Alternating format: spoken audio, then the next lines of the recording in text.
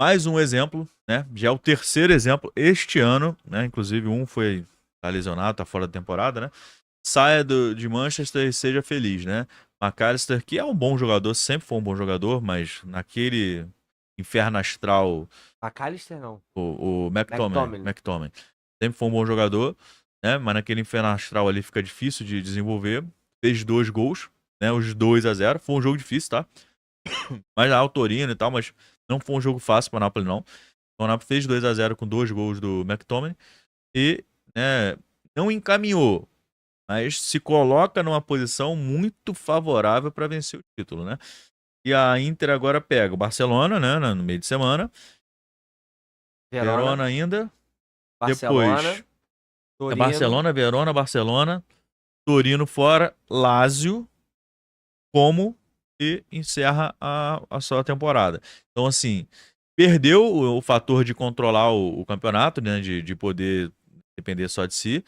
E outra coisa, né? O jogo com a Roma poderia ganhar mais.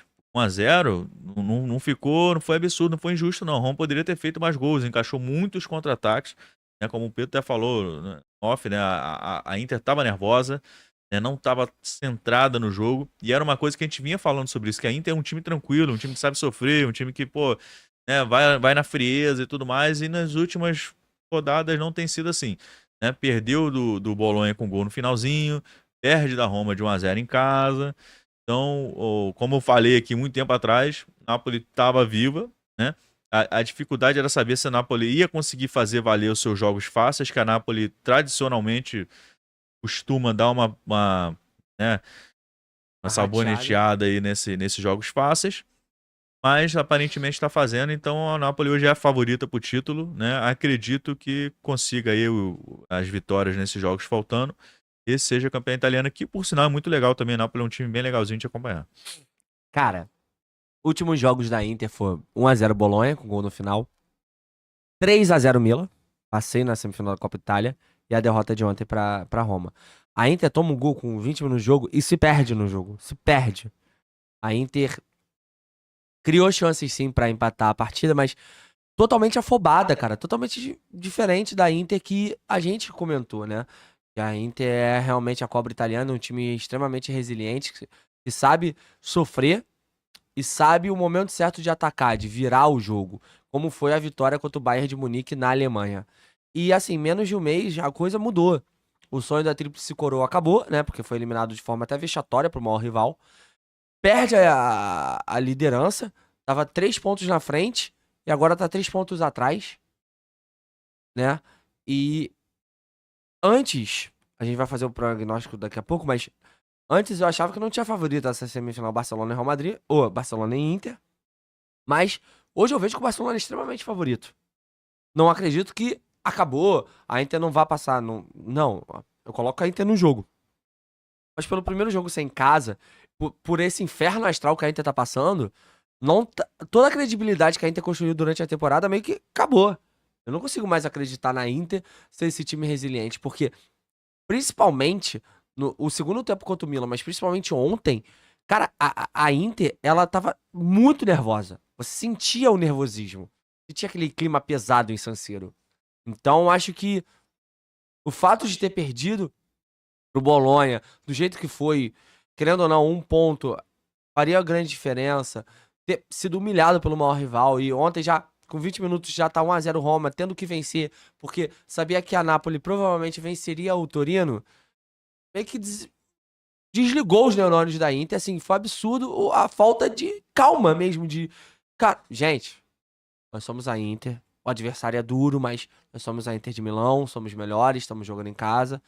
Respira, vamos fazer as coisas que vai sair naturalmente, como a própria Inter fez na Alemanha. A Inter teve, calma, vamos trabalhando o nosso jogo, que as coisas vão sair naturalmente. Assim fez a Inter de Milão em Munique e saiu de lá um 2-1, depois se classificou contra o próprio Bayern, que saiu na frente de San Siro. Ou seja, há 2 semanas atrás, a Inter estava dando outra demonstração de ser um time extremamente resiliente. Aí, em 2 semanas, tudo muda de uma forma que não dá pra entender. É, eu fiquei muito assustado com a falta de tranquilidade da Inter e volto a repetir. É o que eu falei do Barcelona contra o Real Madrid. O Barcelona em nenhum momento perdeu a concentração, perdeu a calma. Isso foi primordial pro time virar o jogo e buscar o título. Pra Inter foi primordial pro time perder pra Roma e perder a liderança. Então, pra uma possível semifinal, ou pra semifinal de quarta-feira, isso é né, como é o nome? Isso é uma coisa bem ruim a se pesar pro time neo-azuri. E como o Frank falou aqui, né? Além disso, tudo isso, tem o fato de que vai jogar agora a semifinal, vai desgastar o time.